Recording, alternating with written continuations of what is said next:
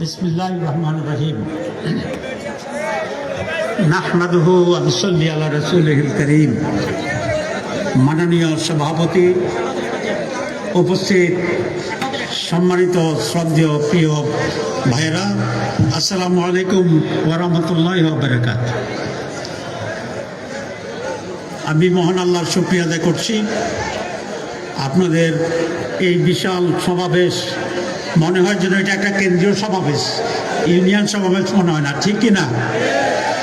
আমার মনে হয় পল্টন ময়দানের জনসভা।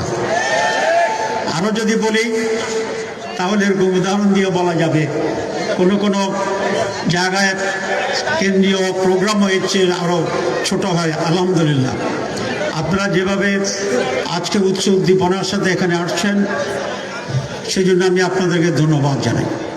মুন্সিরহাট বাজারে অনেক দিন পর আমি এসেছি। এটা চেনা যাচ্ছিল না, মনে হয় একটা শহর।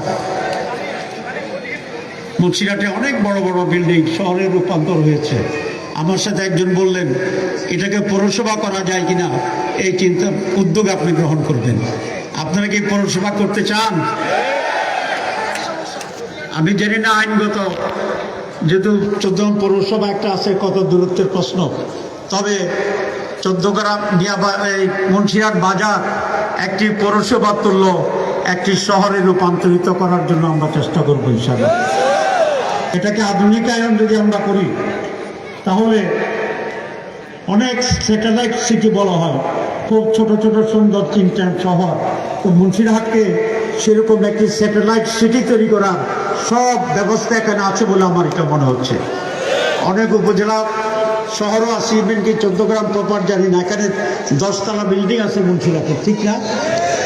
আর একটি সমস্যা মুন্সিরহাটে আছে, সেটা হচ্ছে এখানে একটি মাদ্রাসা আছে। মাদ্রাসা কিছুটা অবহেলিত দীর্ঘদিন ধরে।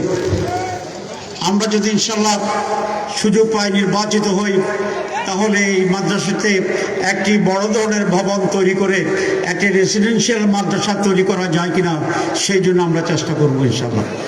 আপনাদের এখানকার কিছু যুবক আমাকে বলেছে যে মুন্সিরহাট স্কুল আমাদের প্রাণের স্কুল, সে বুকে হাত দিয়ে বলেছে তাদের প্রাণের স্কুল, এবং তাদের রিকোয়েস্ট হচ্ছে যে মুন্সিরহাট হাই স্কুলটিকে সরকারিকরণ করা যায় কিনা সে উদ্যোগ গ্রহণ করার জন্য। সুতরাং 3টি দাবির কথাই যারা বলেছেন আমি উল্লেখ করেছি, এই জন্য সময় কম, আগেই মৌলিক কথাগুলো আপনাদের কাছে পেশ করতে চেয়েছি। সংগ্রামী ভাইরা, আমরা এর আগে 12টি নির্বাচন অংশগ্রহণ করেছিলাম পার্লামেন্টে। এটা হচ্ছে ত্রয়োদশ, মানে 13 নম্বর নির্বাচন হচ্ছে। আগের 12টি নির্বাচনের বৈশিষ্ট্য ছিল আমি ঠিক হয়েছে হয় নাই, ভোট হয়েছে হয় নাই, সে আলোচনা না গিয়ে বলতে চাই সেগুলো শুধুমাত্র ক্ষমতার পালাবদল হয়েছে, মন্ত্রিত্বের পরিবর্তন হয়েছে, দলের পরিবর্তন হয়েছে।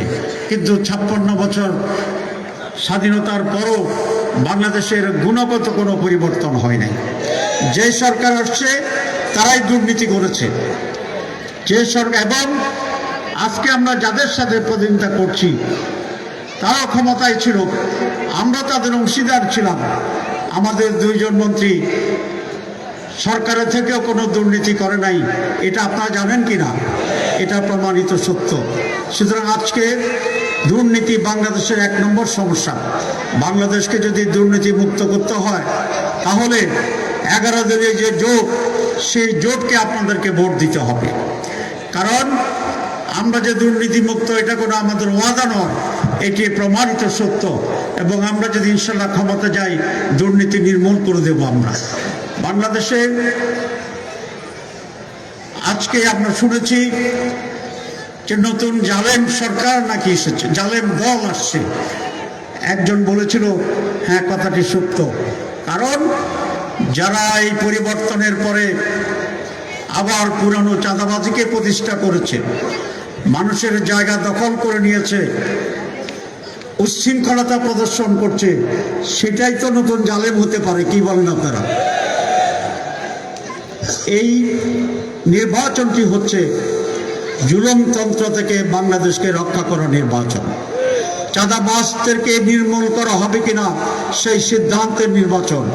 দোকানে পাট মানুষের দরজা খোলে রাতে ঘুমাতে পারবে এরকম একটি পরিবেশ তৈরি করার জন্য আমরা চেষ্টা করব ইনশাআল্লাহ। এই 14 গ্রাম মুন্সিরহাট থেকে হাইওয়ে থেকে মুন্সিরহাট বাজারে যে কয়েকটি কানেক্টিভিটি আছে, রাস্তার বড় রাস্তা আপনারা জানেন। আমি যখন এমপি ছিলাম এই সমস্ত রাস্তাগুলোকে তখন আমি ওয়ার্ল্ড ব্যাংকের, এশিয়ান ডেভেলপমেন্ট ব্যাংকের যে ডেভেলপমেন্টের প্রজেক্ট আছে সেখানের ভিতরে আমি অন্তর্ভুক্ত করেছিলাম। সেই কারণেই এই রাস্তাগুলো যখনই হবে কন্টিনিউয়াসলি ভালো রাস্তা হতে থাকবে।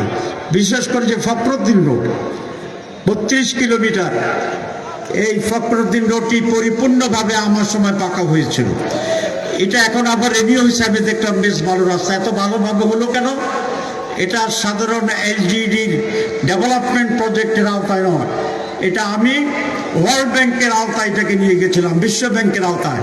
তো বিশ্ব ব্যাংকের অধীনে যে রাস্তা থাকে সেগুলো চিকন ছোট রাস্তা হয় না, সেগুলোর বরাদ্দ অনেক বেশি হয়, ট্যাক্সও হয়, চড়া হয়। এই জন্য ফখরুদ্দিন রোড, আপনাদের কানেক্টিং যত রোড আছে, যখন এই মেরামত হবে, যখন এই রিপেয়ার হবে, সব সময় বড় করে এবং ভালো বাজেটের মাধ্যমে হবে। এই মৌলিক কাজটি আমি সেদিন করতে পেরেছিলাম। আমি 14 গ্রামকে পৌরসভা করতে পেরেছিলাম। আমি হসপিটালকে উন্নত করেছিলাম, ফায়ার ব্রিগেডের স্টেশন তৈরি করেছিলাম, 375 কিলোমিটার বিদ্যুতের সংস্থান করেছিলাম। আর বাকি যে সমস্ত রাস্তা, স্কুল, কলেজ, সেটি উল্লেখের জন্যই করলাম না। সকল এমপির পক্ষে বড় বড় কাজ করা সবসময় সম্ভব হয় না। এটার জন্যে আরও একটু বেশি ক্ষমতাবান মানুষ, আরও একটি বেশি শক্তিশালী মানুষের প্রয়োজন হয়। আল্লাহর ইচ্ছায়, আপনাদের দোয়ায় আল্লাহ আমাকে জাতীয় পর্যায়ে যে জায়গায় এখন ভূমিকা রাখার সুযোগ করে দিয়েছে, আপনারা যদি আমাকে আবার ঐক্যবদ্ধভাবে এমপির ছাবি পতাকা দেন আল্লাহর ইচ্ছায়, তাহলে আমার সাথে প্রধানমন্ত্রীর প্রায় প্রতিদিনে দেখা হওয়ার সুযোগ হয়ে যাবে ইনশাআল্লাহ। যেখানে যেটা করার সেটা আমি করতে পারবো এবং তার চেয়ে আগের চেয়ে অনেক বেশি ডেভেলপমেন্ট কাজ করতে পারবো। এই নিশ্চয়তা এবং এই উপলব্ধি এবং এই দৃঢ়তা আমার আছে আলহামদুলিল্লাহ।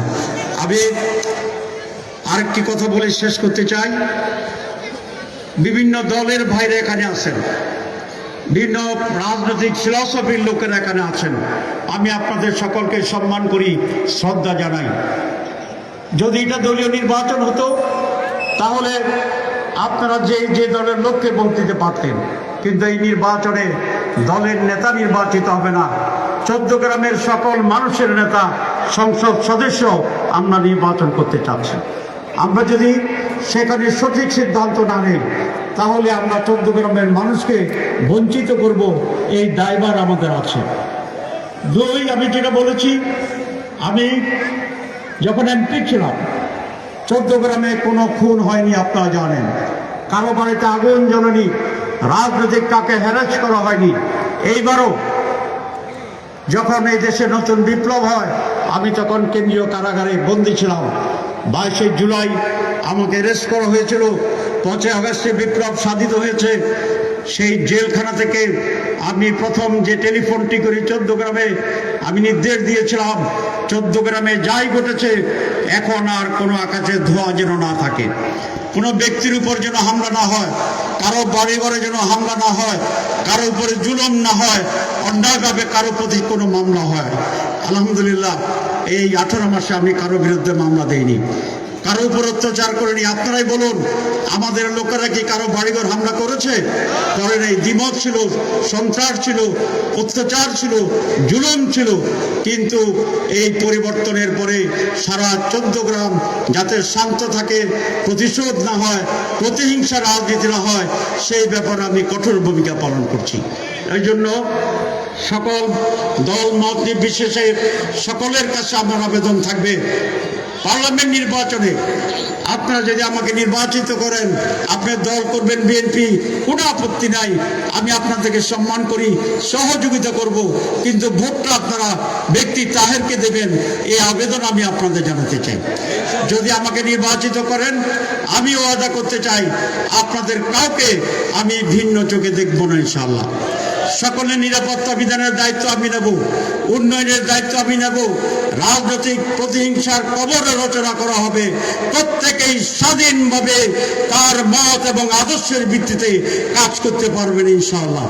সুতরাং চৌদ্দগ্রামকে শান্ত রাখার জন্যে, উন্নয়নের মডেল তৈরি করার জন্যে, সব অবস্থান নিশ্চিত করার জন্যে, এক উন্নীত সমৃদ্ধ চৌদ্দগ্রামের জন্যে এবং বাংলাদেশের রাজনীতির দিক পরিবর্তন করে দেওয়ার জন্যে, গতি পরিবর্তন করে দেওয়ার জন্যে, উন্নয়নের জোয়ারে বাংলাদেশকে নতুন সিঁড়িতে উঠে দেওয়ার জন্যে যে এক মহান কর্মযজ্ঞ, সেই কর্মযজ্ঞ এবং পরিবর্তনের এই সুযোগ, এই অধিকার, এই চাবিকাঠি আপনাদের হাতে।